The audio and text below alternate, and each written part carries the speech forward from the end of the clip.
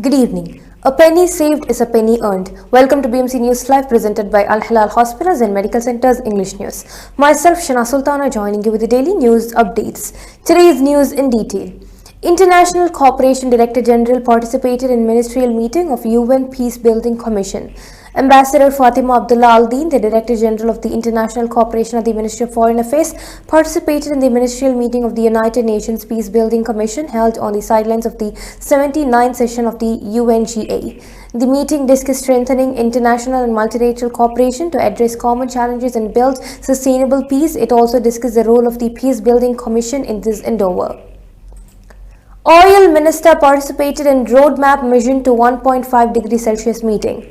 Dr. Mohammed bin Mubarak bin Daina, Minister of Oil and Environment and Special Envoy for Climate Affairs, took part in the Roadmap Mission to 1.5 degrees Celsius meeting organized by the Troika nations leading the COP of the United Nations Framework Convention on Climate Change. The Troika comprises the United Arab Emirates, Azerbaijan and Brazil. The meeting took place on the sidelines of the 79th session of the UNGA in New York. Foreign Minister participated in Arab Troika meeting with the UN Security Council members. Dr. Abdul Latif bin Rashid Al Zayani, the Minister of Foreign Affairs, participated in the meeting of Arab Troika on the sidelines of the meetings of the UNGA 79th session. The meeting included Bahrain, Saudi Arabia and Iraq with members of the UN Council. The side members of the states of the Security Council was chaired Tanja Fajon, Deputy Prime Minister and Minister of Foreign Affairs and European Affairs of Slovenia, and many other people. His Royal Highness the Crown Prince and Prime Minister attended a reception held by the US President Joe Biden at the UNGA 79. His Royal Highness Prince Salman bin Hamad Al Khalifa, the Crown Prince and Prime Minister, attended a reception hosted by the President of the United States of America, Joe Biden, on the sidelines of the 79th session of the UNGA in New York. His Royal Highness was leading Bahrain's delegation on behalf of His Majesty the King. Now we shall go for a short commercial break.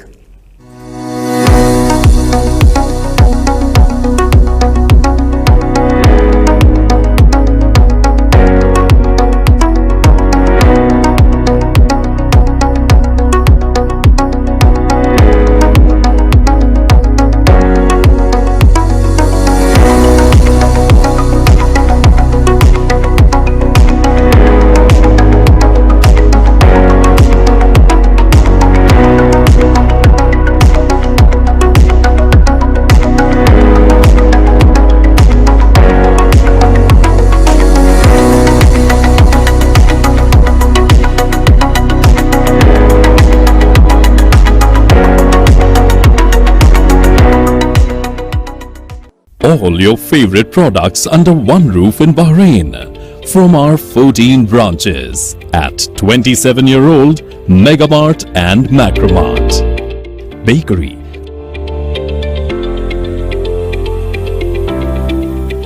fresh meat and fish,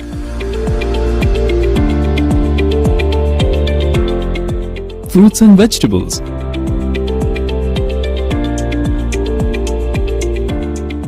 sweets and snacks, ready-to-eat foods,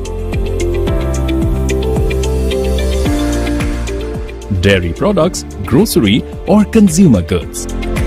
To have a wonderful shopping experience, please visit your nearest Megamart Macromart branch. Megamart and Macromart, full of goodness. Welcome back.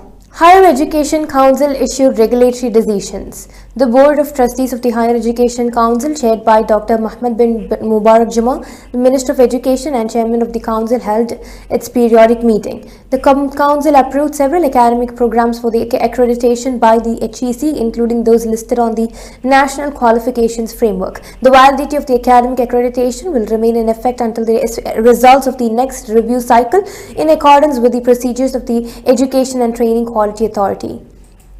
Under-Secretary for Ports and Maritime Affairs highlighted Bahrain's role in supporting international maritime safety. Badr Hood Al Mahmoud, Under-Secretary for Ports and Maritime Affairs at the Ministry of Transportation and Telecommunications, emphasized the importance of safety in maritime navigation. He noted that over 90% of the essential goods and luxuries are transported by the sea, making the safety of maritime navigation and workers in the sector a critical priority. Malaysia and Singapore producing enough energy for large development projects and exports.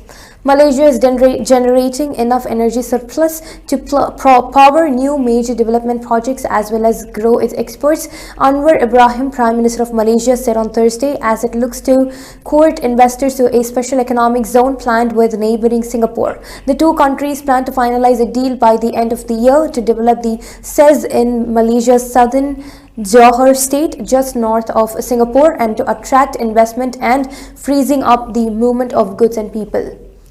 With this, we come to the end of today's news. Stay tuned for daily news updates in BMC News Live English at 7:30 p.m. Thank you so much for watching. Signing off by Shana Sultana. Good night.